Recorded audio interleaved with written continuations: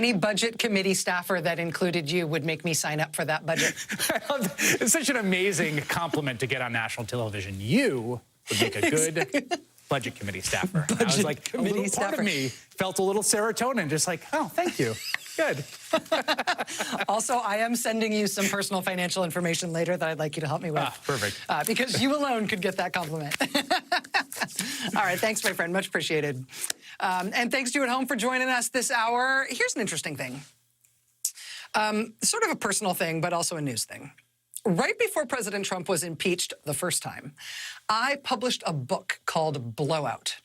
And the weird, surprising to me thing about Blowout is that it ended up being oddly well-timed. I had no idea it was going to be well-timed when I set out to write it, but that's how it landed. It was a book about the oil and gas industry and the political power and geopolitical power of that industry.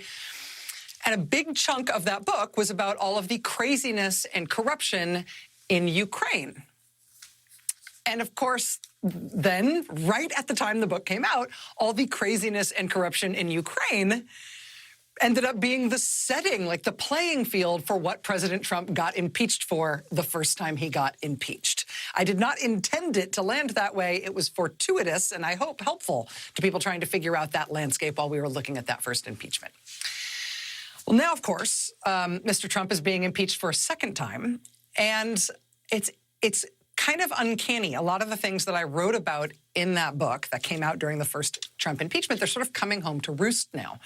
The whole reason I wrote that book was because I think we were pretty consistently underestimating the sway of this one industry, how much sway the oil and gas industry has over politics and whole governments, both here in the United States and around the world. And so I thought I thought it would be helpful. I thought there was a need for kind of a rip-roaring, round-the-world explainer for how that one industry can sometimes explain a lot of what otherwise doesn't make sense about politics. If something's happening in politics and geopolitics that just doesn't make sense on the surface and in what we're taught to look for in terms of political currents, it helps to look at this industry and see if maybe they are the hidden hand there, particularly when politics fails or when governments are really bad. The whole book was like, hey, this is a place to look.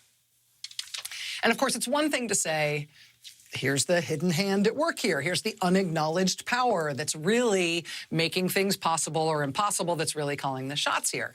But it's then a further thing to understand that dynamic well enough so that when that hidden hand weakens, when that power behind the throne collapses for some reason, you can anticipate what kinds of changes that might mean. Understanding the real power at work means knowing what might happen when that power goes south, when it shuts off.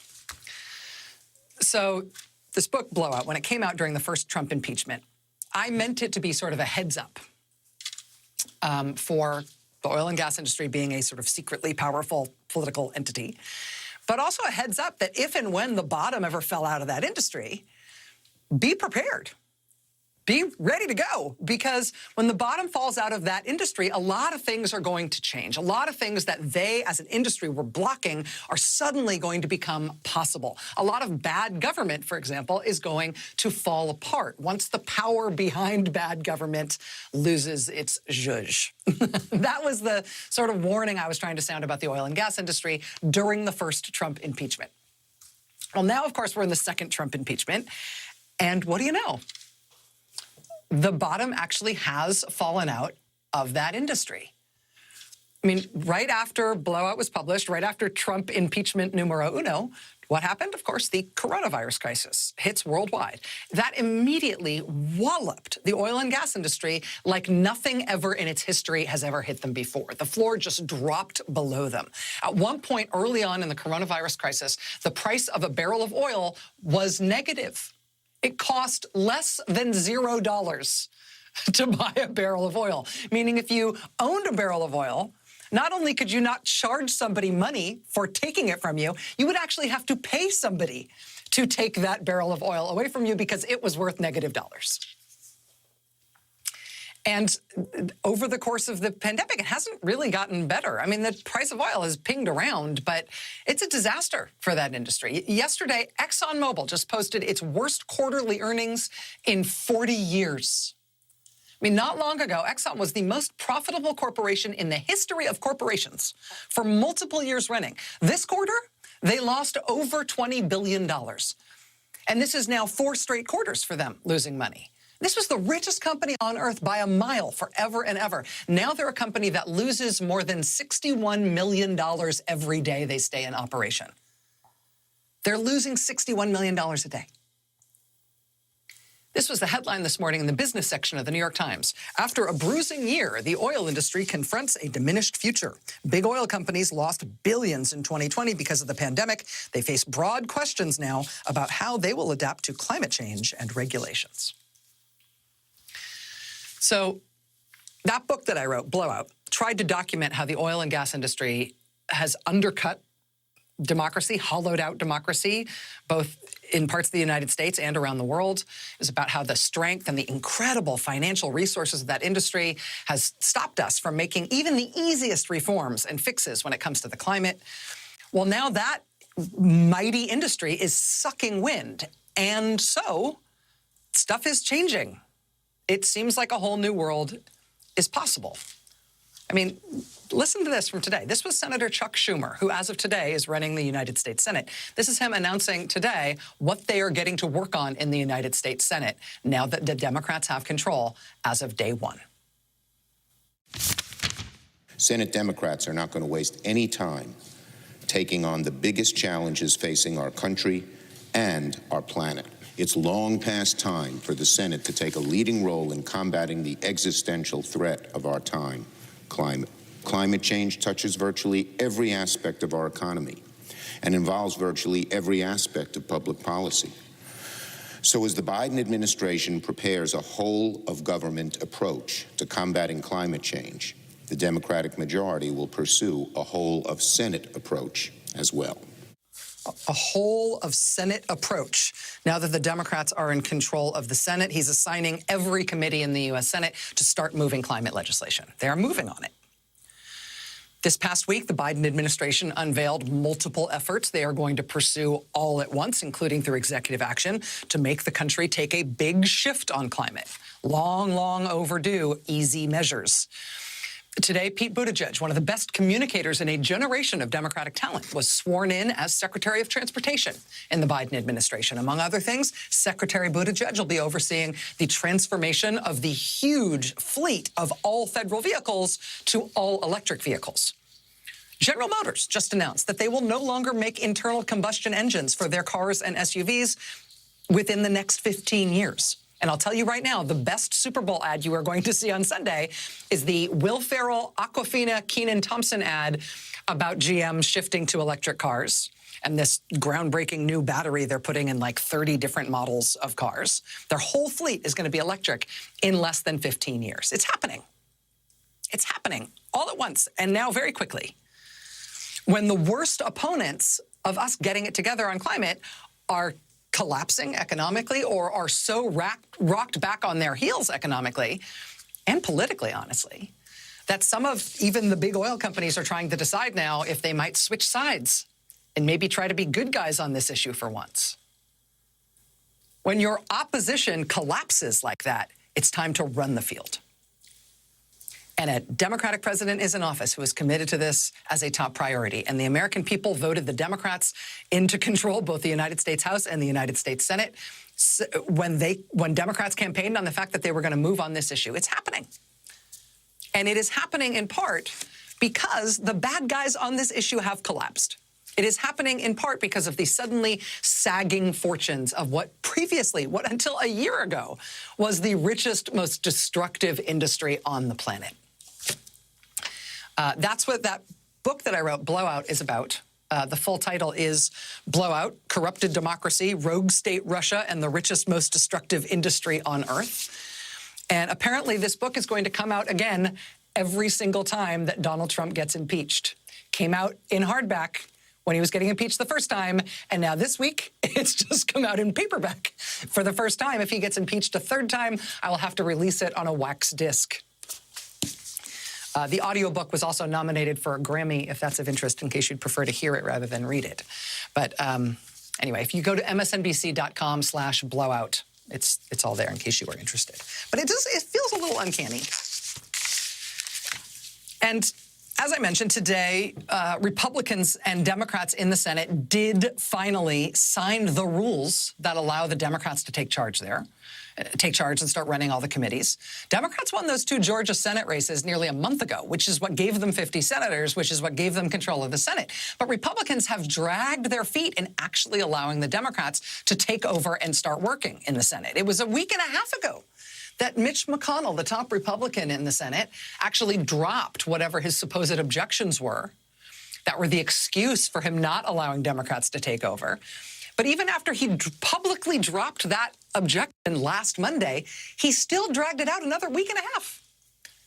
It wasn't until today that he finally relented and agreed to sign over power to the Democrats. So it is a month late today that Democrats started running the U.S. Senate. I mean, they should have 24 months in power in the Senate until the next election. But Republican Senator Mitch McConnell succeeded in eating one of those 24 months. So they're only going to have 23 months to get done what they want to do, which gives them, I think,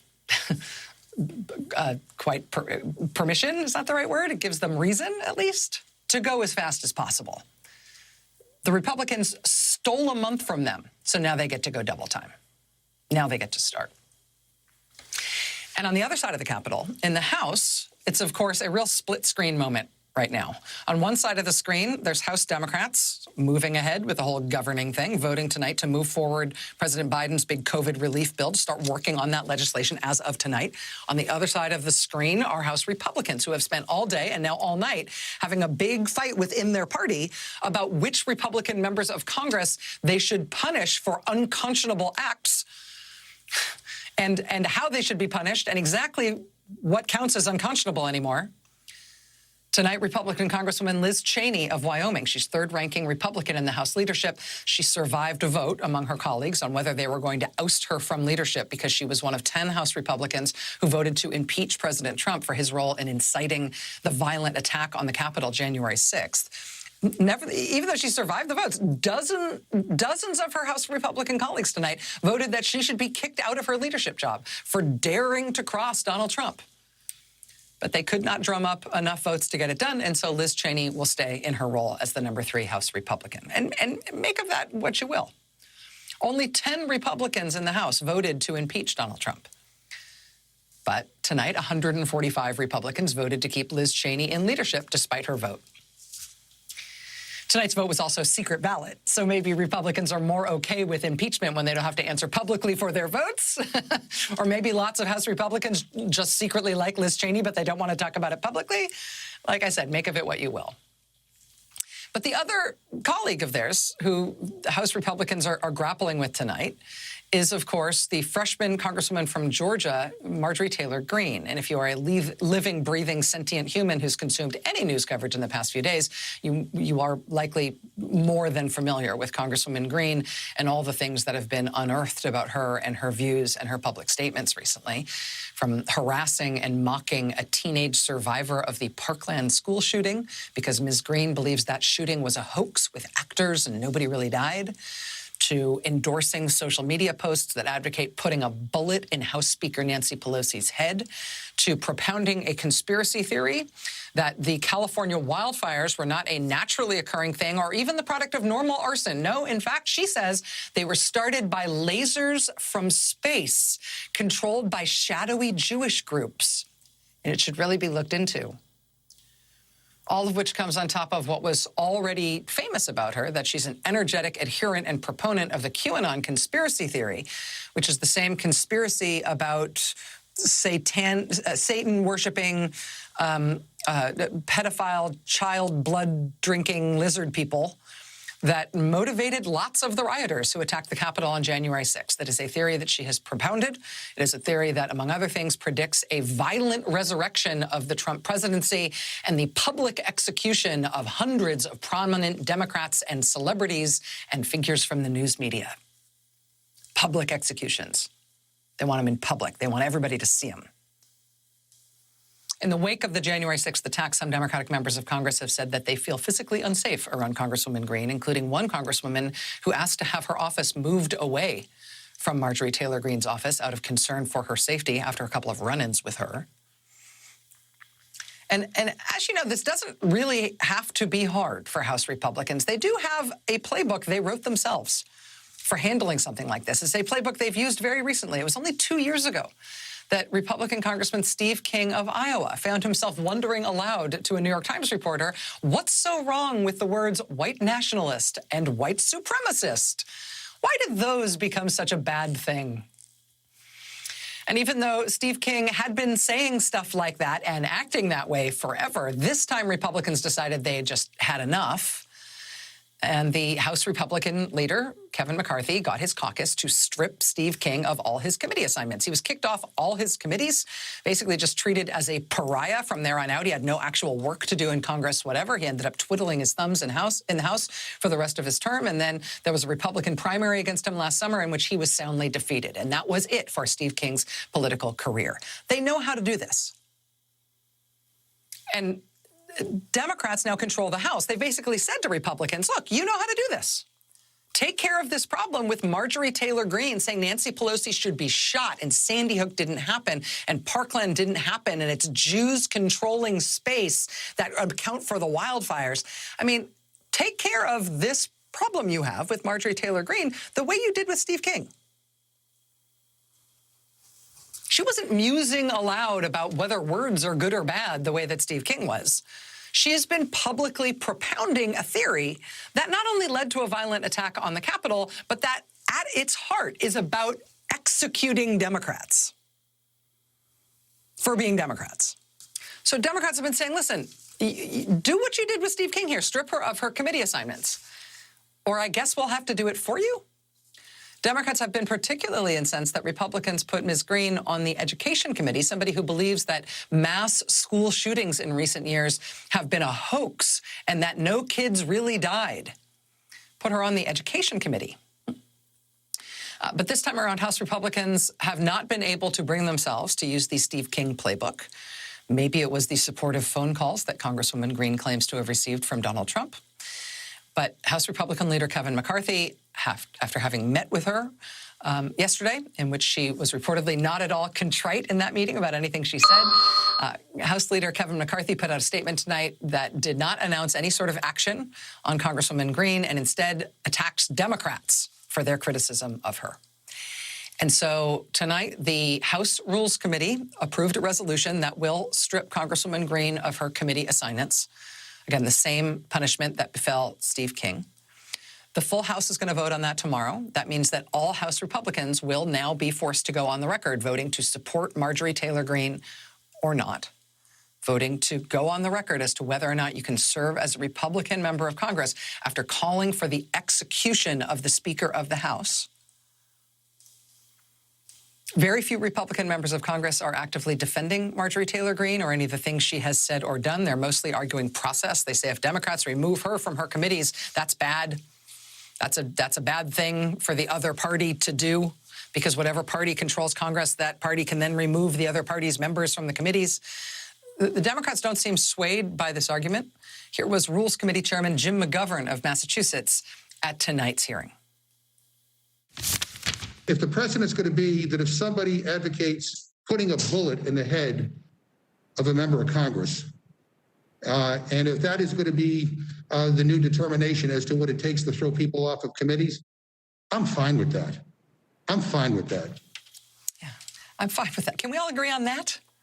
Can we all agree that if you call for putting bullets in the heads of other members of Congress, that's the line?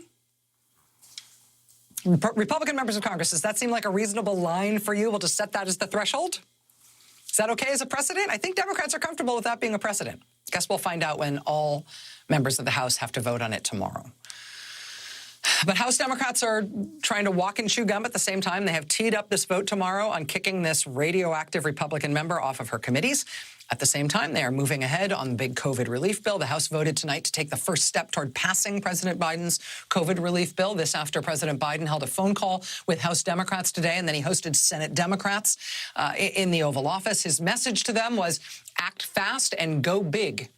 The president reportedly saying that basically the main thing Congress has to be worried about with COVID relief is not doing enough. not going big enough with this effort, saying they are definitely not going to shrink it down or dilute it, even if Republicans continue to complain that they don't like it. And one reason, the main reason the president and Democrats want to go big is, of course, because they think it's good policy. It will help the most Americans in the most direct and sustainable and robust ways possible. That's why they don't want the bill to be less effective than it can be. But the other reason I think they feel comfortable saying, let's go big right now, is that it's very popular what they're trying to do. I mean, President Biden, as a brand new president, is pretty popular individually. But his popularity is nothing compared to the popularity of the COVID relief that he and Democrats are pursuing right now.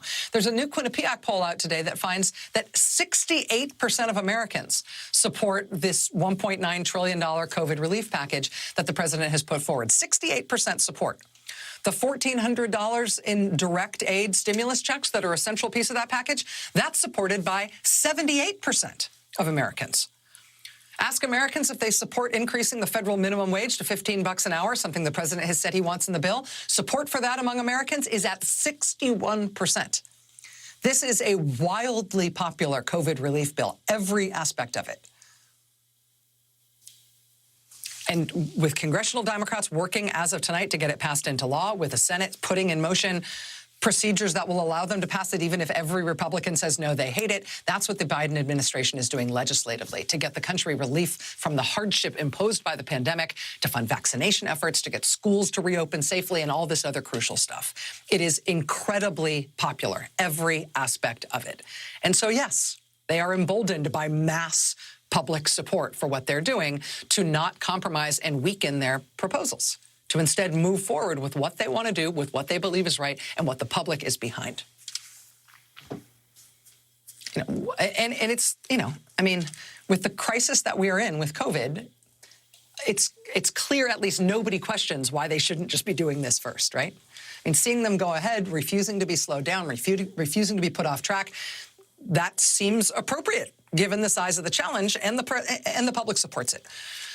But of course, alongside legislation, the other thing President Biden is doing is that he has to build out a whole new federal government response to COVID, because the federal government response that existed before the Biden administration took over was such a disaster. To the extent it existed, it was terrible. The Government Accountability Office just released a report today detailing how bad the Trump administration's response to COVID was. The Washington Post report today on that study led with just how horrified the investigators were by what they were seeing when they started looking in detail at what the Trump administration actually did on COVID. Quote, a government watchdog study from a generally staid audit agency amounts to a wide-reaching condemnation of President Trump's botched response to the COVID-19 pandemic. The document outlines broad Trump administration failures so alarming that the normally circumspect auditors pronounced themselves deeply troubled. That constitutes an anguished cry from an office that prides itself on just the facts, dull reports. Among the things that so deeply troubled the government auditors, they kept telling the Trump administration how many things needed doing that were not getting done. And the Trump administration just didn't respond to any of that. They didn't get any better. They didn't take any action in response to clear recommendations about stuff they were doing wrong or needed to improve. They absolutely just blew it all off. They started bad. They got worse over time. Even when they were told that there are things specifically that they could do to improve, they ignored them and continued to get worse. As we have reported extensively here over these last months, one of the most heartbreaking and horrifying failures of the Trump administration is what they did to the CDC, which should be our lodestar as a country as to who we follow, who we trust, who gives us sterling, unassailable, world-class public health advice and guidance about how to handle something like a coronavirus pandemic. I mean, it should be our lodestar, it should be the world's lodestar. CDC has been, up until this administration, this past administration, they've been the premier public health agency in the world gold standard. And what the Trump administration did to it was repulsive. For an agency so needed, for an agency that should have been at its apex of its capacity to meet the most challenging moment in public health in 100 years, the Trump administration cut them off at the knees. The mismatch between what was needed and what they did is revolting.